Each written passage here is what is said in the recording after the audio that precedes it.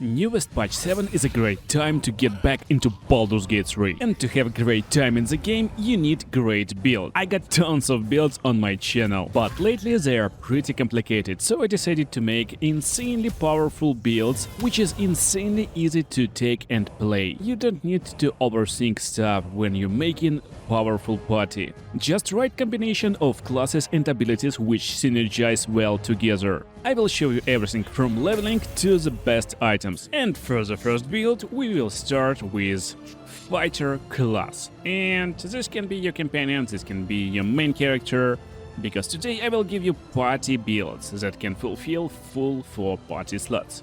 Also, all builds today can be played with any race, sub-race, so you can make whatever character you like. As fighter, we will start with great weapon fighting style that will increase our damage when we're using two-handed weapons. And ability distribution like this: 17 strength, 14 dexterity, 16 constitution and 10 into wisdom. Like that, character is ready. But you will level up really fast, and that's how we level in early game. We're taking one more level in fighter to unlock action surge that will give us ability to gain extra action on turn. And one more level in fighter that will unlock a subclass. We will go with battle master subclass, and we can pick 3 maneuvers. Maneuvers we're choosing is disarming attack, menacing attack that can frighten your target and basically will stick your target to the ground because they cannot move. And just in case you're fighting hard and hard to hit enemies, precision attack that will give you bonus to attack rolls. And early game comes to the end at around level 4, so at level 4 we're picking our first feat. It will be Heavy Armor Master. It will not only add +1 strength into our characteristics, but also whenever someone damages us, the damage will be decreased by 3 while we're wearing heavy armor. So, let me explain how this build guide will be structured. I am giving you builds for full party and taking you act by act with recommended weapons and how to play these builds. When you're going from Honor mode to Explorer, and if you go just to explore the game and have fun in story, you won't be able to access multi-classing, and that's the main difference on easy mode. So, builds will be locked in single class only. And now let's talk about gear that we want to get for the fighter in Act 1. The first item I recommend you getting is Everburn Blade. That's a big fire sword. And this sword gives extra damage on hit, and basically you don't ever need to dip it in fire. It will also deal additional fire damage and extremely powerful. If you wasn't like yet any two-handed weapon, armor. And that's why in Act 1, closer to the end, you want to get this adamantine armor. It's looking pretty cool, you need to craft it, so it's kinda quest armor, but it will reduce damage you take even more with our feet, and basically insanely powerful armor.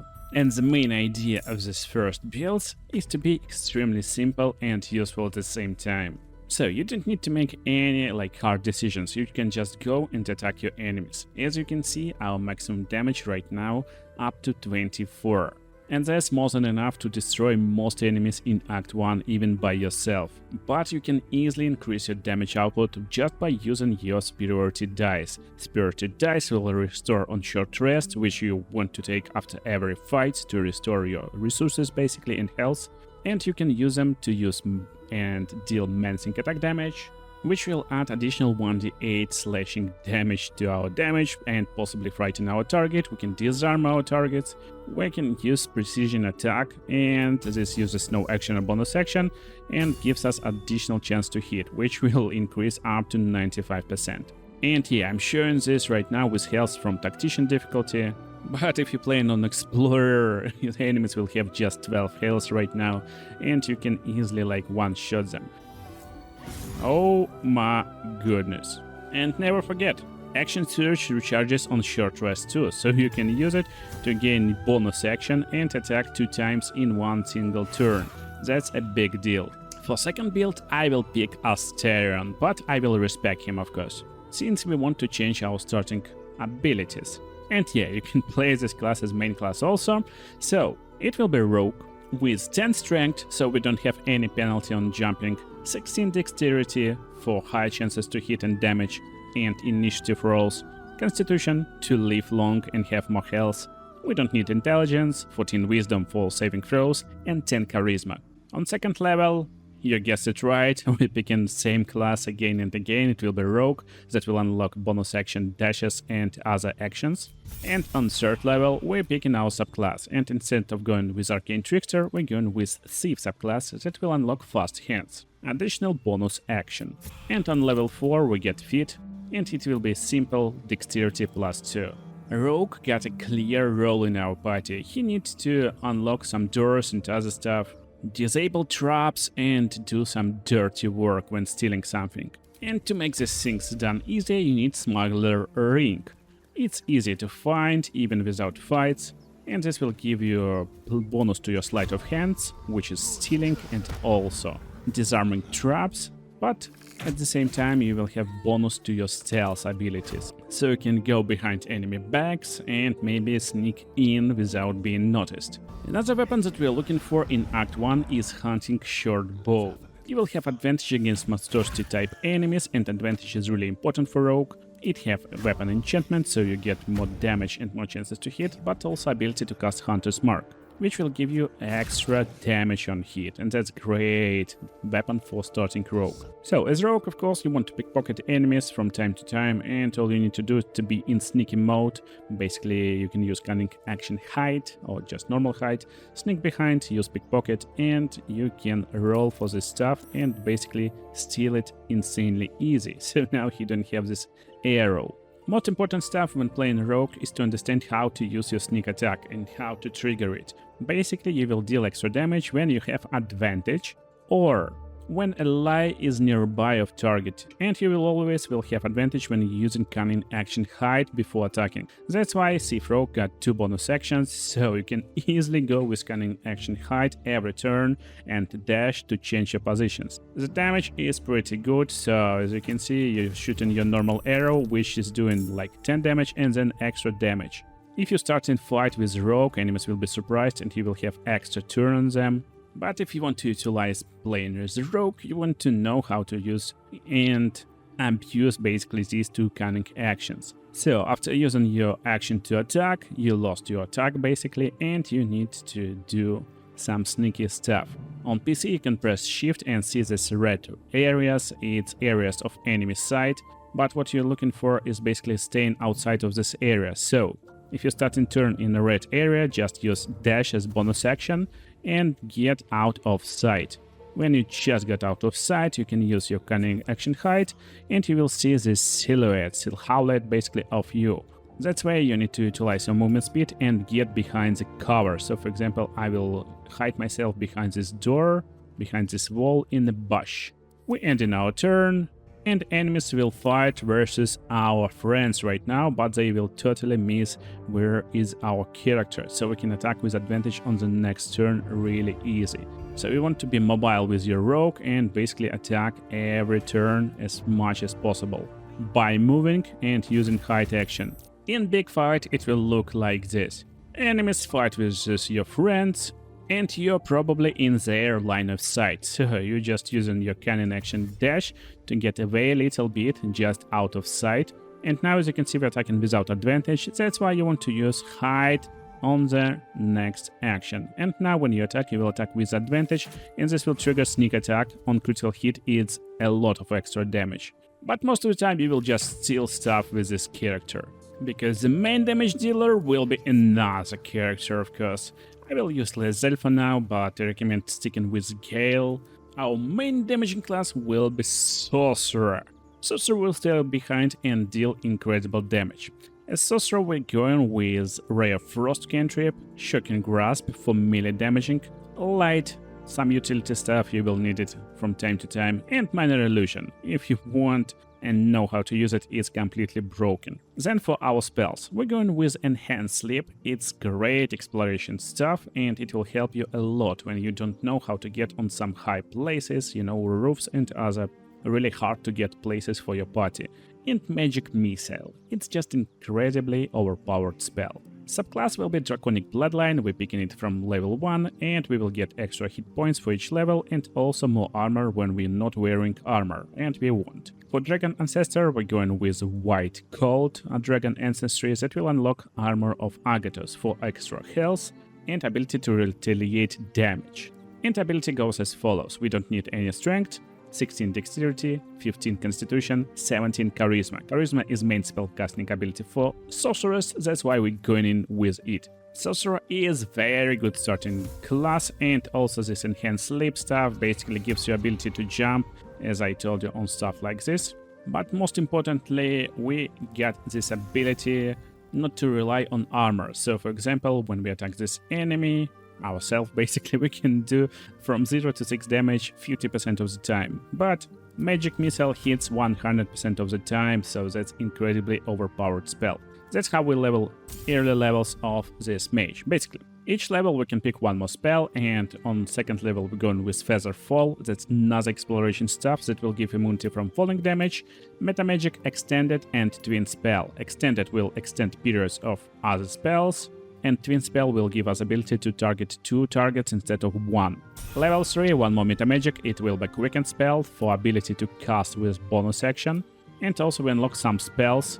And on level 3, we can go with Misty Step to get ability to travel farther distances, basically. Level 4, I would go with Exploration stuff with Knock Spell.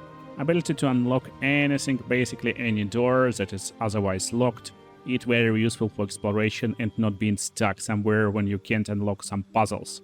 You will unlock extra cantrips, you can go with whatever you like. I would go with Bone Chill, and basically we unlock Feat at level 4.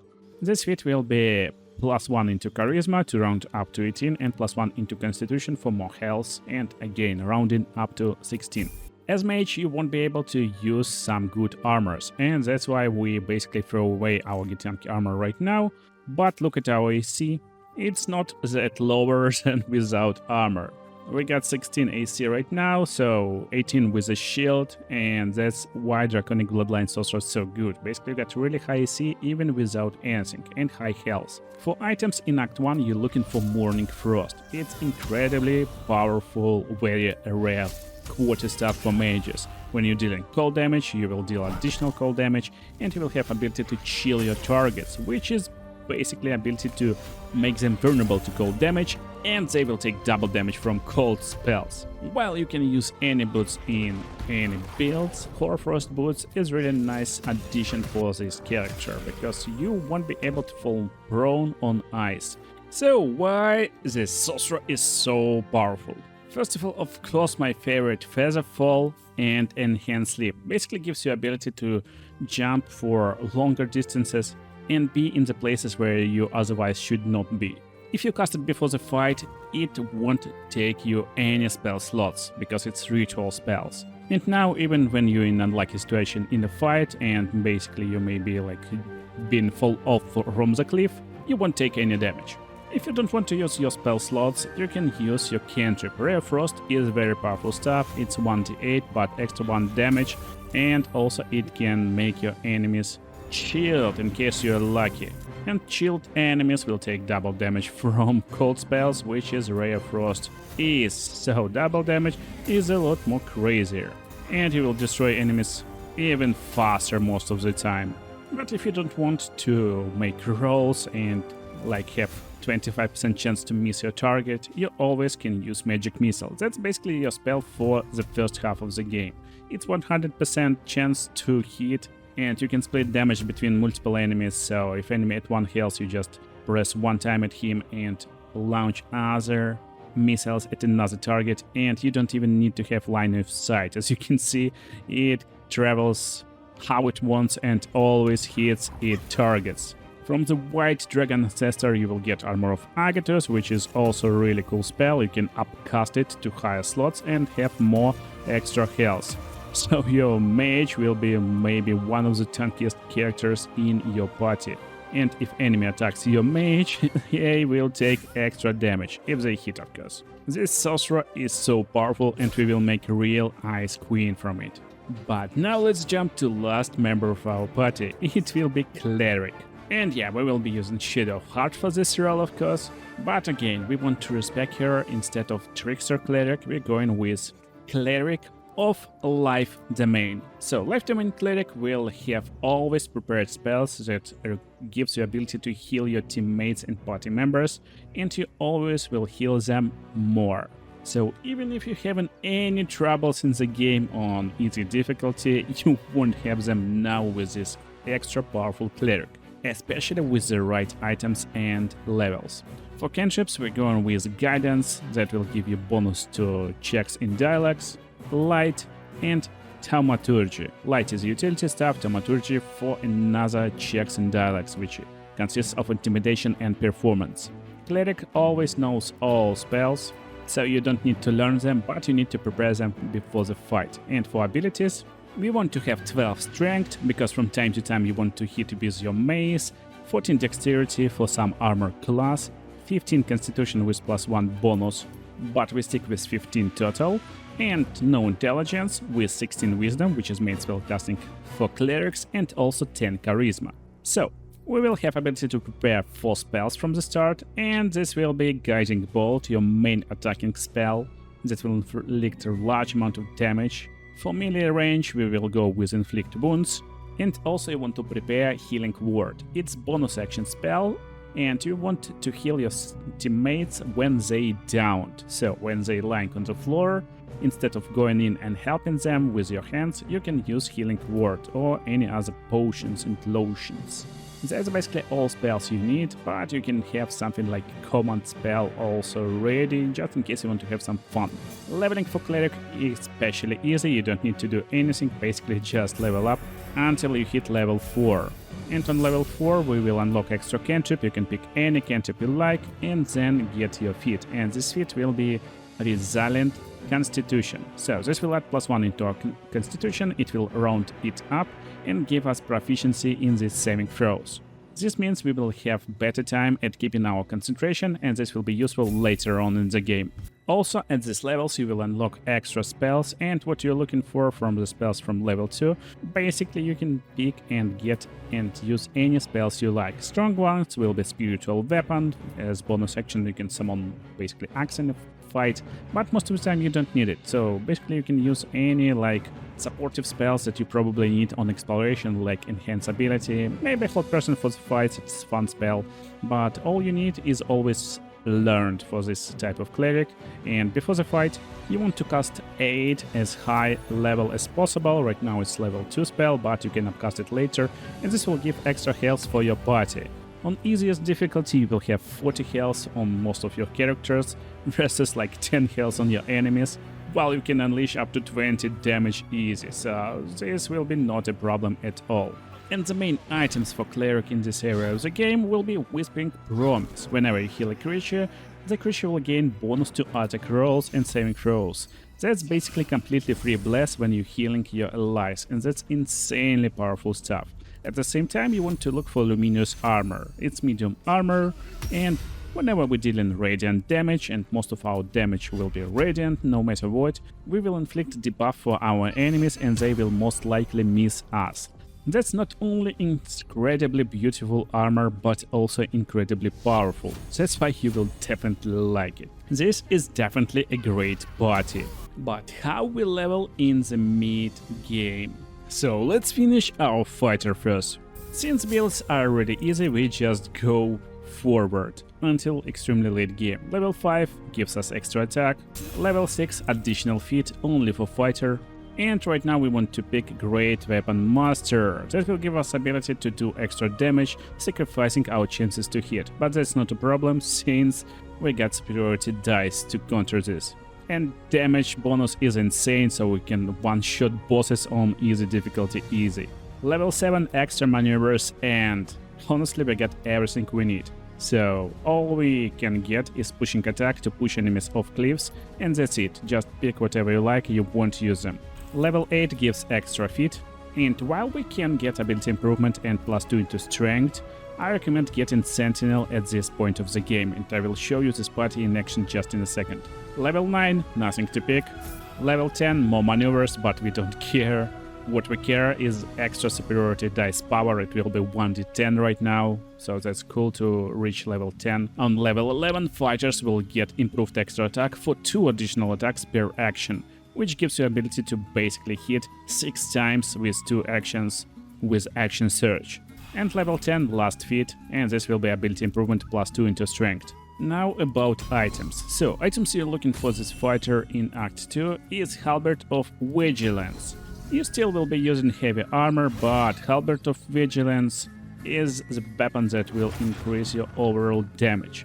It got nice enchantment, it's doing force damage instead of fire, you can dip it in fire for extra fire damage, and when you make attack rolls as a reaction, you will have advantage, and that's very good for our Sentinel feat. Other gear is not so important, so pick whatever you like until Act 3. And in Act 3, you want to get Armor of Persistence. That's a nice upgrade for our Adamantine armor for extra armor class. And in the end, we will get this extremely cool looking fighter. Halberd got extra reach, so as you can see, we can attack almost to like range character for crazy amount of damage. And don't forget going into your common fighter tab and get this passive on your hotbar so you can turn it on and off, because right now we get 65% chance to hit. We can lower our damage by turning this off, and we will have high chance to hit but lower damage. Now Rogue.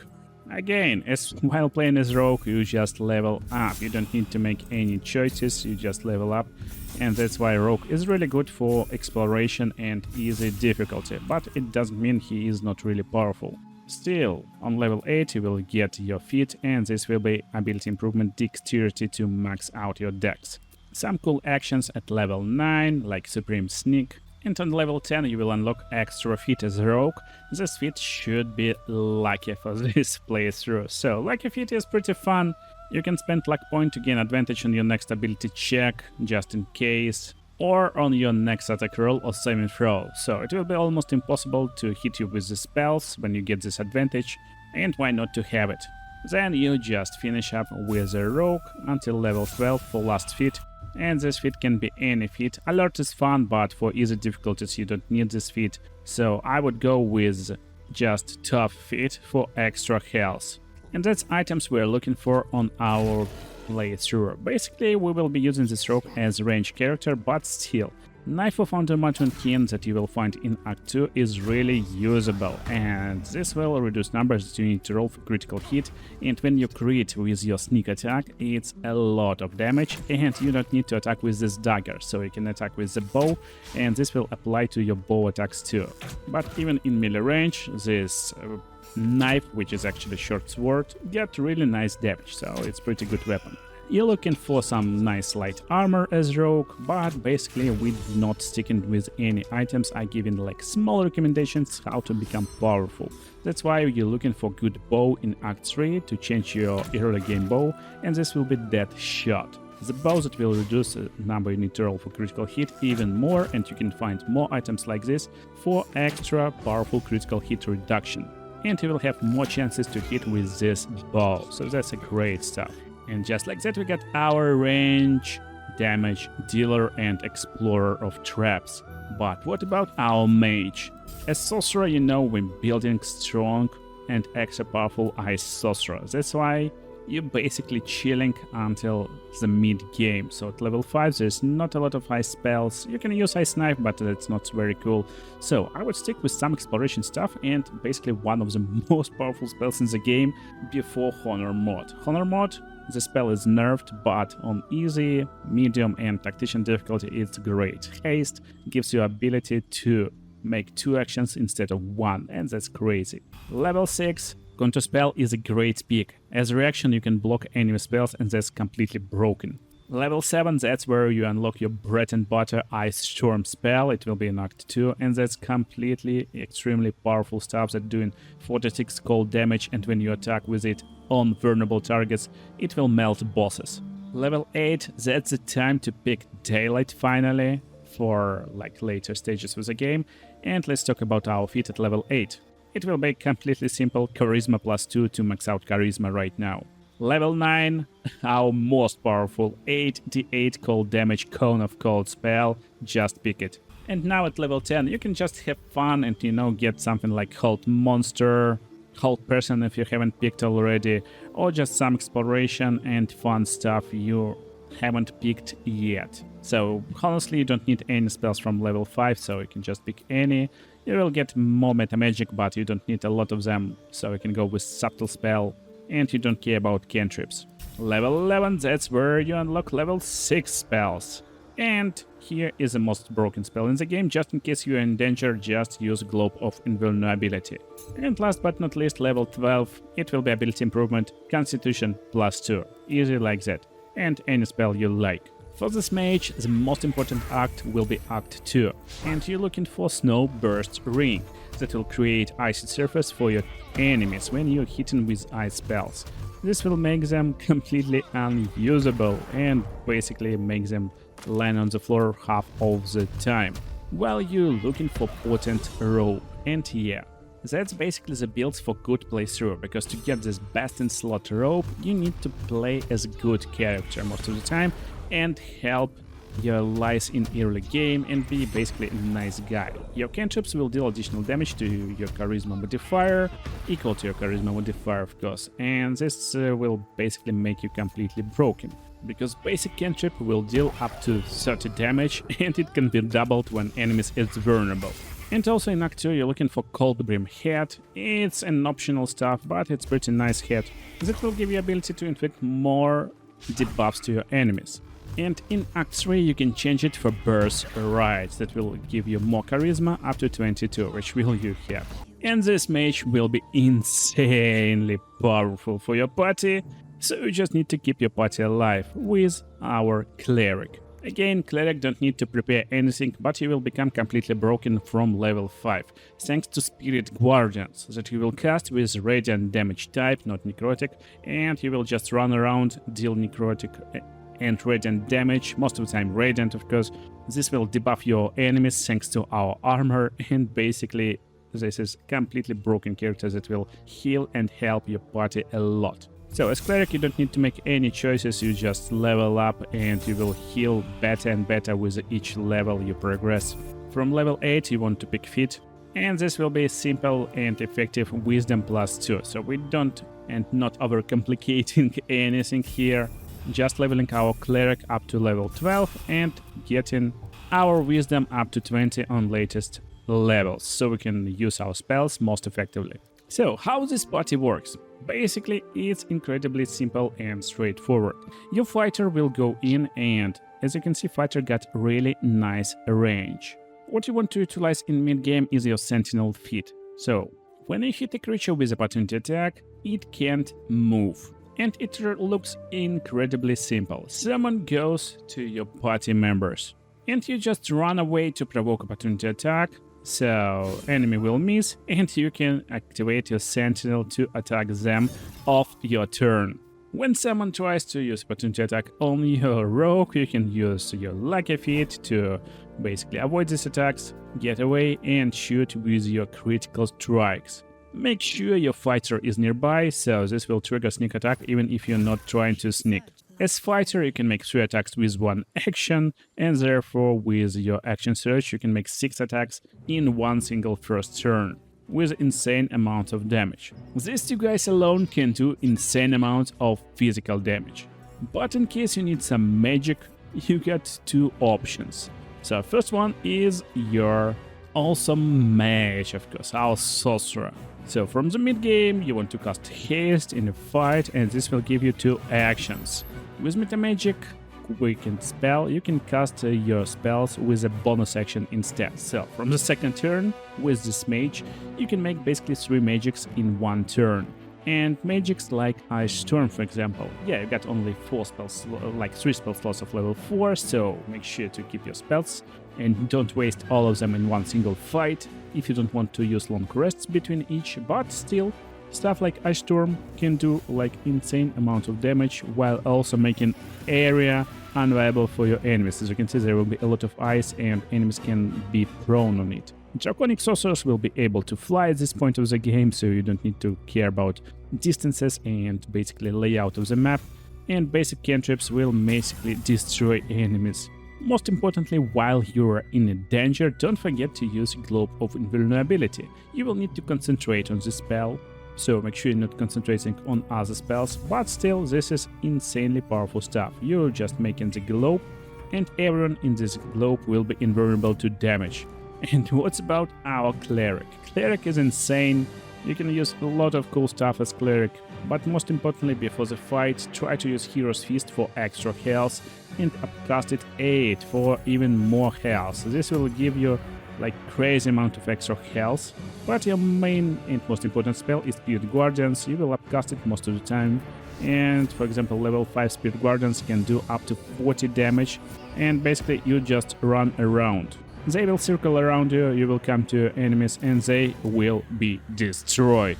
Just like that, and that's basically your gameplay of the Cleric. This simple party can destroy Honor mod, and on Easy Explorer mod you will just have nice and fun time exploring this beautiful story and the game. I hope you enjoyed these builds and you will have blast playing them in Baldur's Gate 3. Make sure to subscribe, because soon there will be more powerful and also broken builds coming in. See you in the next videos.